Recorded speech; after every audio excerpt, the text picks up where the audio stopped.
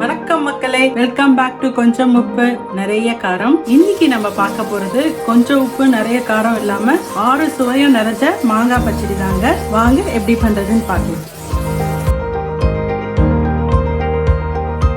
மாங்காய் பச்சடிக்கு நான் 2 கிளிமூக்கு மாங்காய் எடுத்திருக்கேன். கிளிமூக்கு இல்லாட்டி கூட புளிப்பா இருக்கிற எந்த மாங்காய் வேணா நீங்க எடுத்துக்கலாம். 100 to 150 கிராம் வரைக்கும் நான் வெல்லம் எடுத்திருக்கேன். வெல்லம் ஜாஸ்தியா இருந்தாலும் பரவாயில்ல, டேஸ்ட் நல்லா தான் இருக்கும். காஞ்ச மிளகா 2 எடுத்து வச்சிருக்கேன். மிளகாத்தூள் 2 டேபிள் ஸ்பூன், உப்பு தேவையான அளவு, தாளிக்கிறதுக்கு கடுகு, சீரகம், ஒரு சின்ன துண்டு பெருங்காயம். நான் கட்டி பெருங்காயம் யூஸ் பண்றதுனால ஒரு சின்ன துண்டு எடுத்து வச்சிருக்கேன். 2 மாங்காவையும் நான் இது மாதிரி ரஃபா ஒரு ஸ்கொயர் பீசஸ் அளவுக்கு சாப் பண்ணி வச்சிருக்கேன். கொட்டை மட்டும் நான் போடல. இந்த கொட்டை வந்து நீங்க சாம்பார்லயோ இல்ல மீன் குழம்புலயோ போட்டீங்கன்னா ரொம்ப டேஸ்டா இருக்கும். இப்ப நான் வெறும் மாங்காவோட இந்த கியூப்ஸ் வச்சு மட்டும் தான் பச்சடி பண்ண போறேன். ஒரு பேன்ல வந்து நான் ஆயில் போட்டிருக்கேன். எண்ணெய் நல்லா காஞ்ச அப்புறம் நம்ம தாளிச்சிக்கலாம். கடுகு, சீரகம், பெருங்காயம். கடுகு, சீரகம், பெருங்காயம் எல்லாம் நல்லா பொரியட்டும். பெருங்காயம் நல்லா பொரிஞ்சிருச்சு. அடுத்தது வந்து ரெட் சில்லிஸ் போட்டுக்கிறேன். இந்த ரெட் சில்லிஸ் வந்து இந்த வெள்ளத்துல ஊறி செம டேஸ்டா இருக்கும் சாப்பிட்றதுக்கு. அடுத்தது வந்து கொஞ்சோண்டு கருவேப்பிலை. இப்போ வந்து நம்ம மாங்காய் ஆட் பண்ணிக்கலாம்.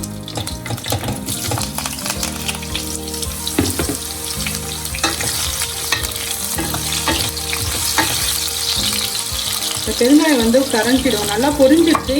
கரைஞ்சிடும், நம்ம வெள்ளம்லாம் சேர்க்க போறோம் இல்லையா, அப்போ கரைஞ்சிடும் நல்லா. மாங்காய் வந்து சும்மா ஒரு நிமிஷத்துக்கு நம்ம இந்த ஆயில ஃப்ரை பண்ணிக்கலாம்.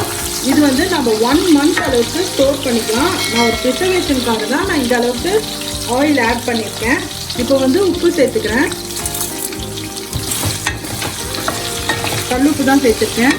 அடுத்துதான் மிளகாத்தூள் சேர்த்துக்கிறேன். நம்ம வந்து வரமிளகா சும்மா 2 தான் போட்டிருக்கோம்.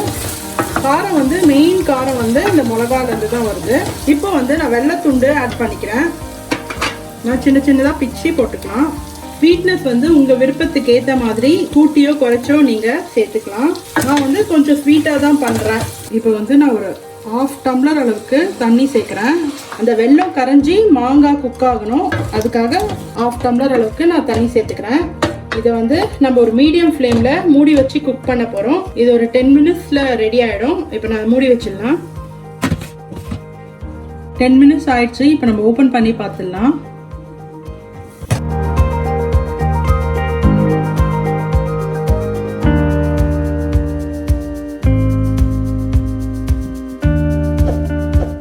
லைட்டா மிக்ஸ் பண்ணி விடலாம். இது ஆயிடுச்சான்னு எப்படி செக் பண்றதுன்னா, ஜஸ்ட் நீங்க எப்படி சாஃப்ட் ஆயிடுச்சு பார்த்தீங்களா, இப்படி பண்ணாலே அது எந்த அளவுக்கு சாஃப்டாக குக் ஆயிருக்குன்னு உங்களுக்கு தெரியும். இப்போ வந்து இதை நான் ஹை ஃப்ளேமில் வைக்க போகிறேன். இன்னும் கொஞ்சம் இந்த வெல்லம்லாம் இறுகி இன்னும் கொஞ்சம் திக்காகிறதுக்காக ஹை ஃப்ளேமில் வைக்கிறேன்.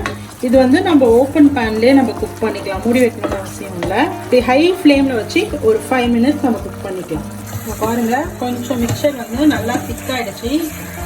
நம்ம இப்படி ஊற்றினா அப்படியே ஃப்ளோவியாக இருக்குது. இந்த மாதிரி நம்ம எடுத்துக்கோனா போரிங் கன்சிஸ்டன்சியில் இருக்குது. இது ஆடினதுக்கு அப்புறம் ஒரு ஜாம் அளவுக்கு, ஜாம் கன்சிஸ்டன்சி அளவுக்கு வந்துடும். அதனால இப்போ வந்து இதை நான் நிறுத்திடுறேன். இந்த மாங்காய் பச்சடி வந்து இந்த நியூ இயர் டைம்ல மோஸ்ட்லி பண்ணுவாங்க. 6 விதமான சுவையும் நம்ம உணவுல சேர்த்துக்கிறோங்கிறதுக்காக இதை பண்ணுவாங்க. இந்த மாங்காய் பச்சடியில வந்து 5 சுவை மட்டும்தான் இருக்கு. ஒரே ஒரு சுவை வந்து மிஸ்ஸிங், கசப்பு சுவை. கசப்பு சுவைக்காக வேப்பம்பூ வந்து வறுத்து போடுவாங்க.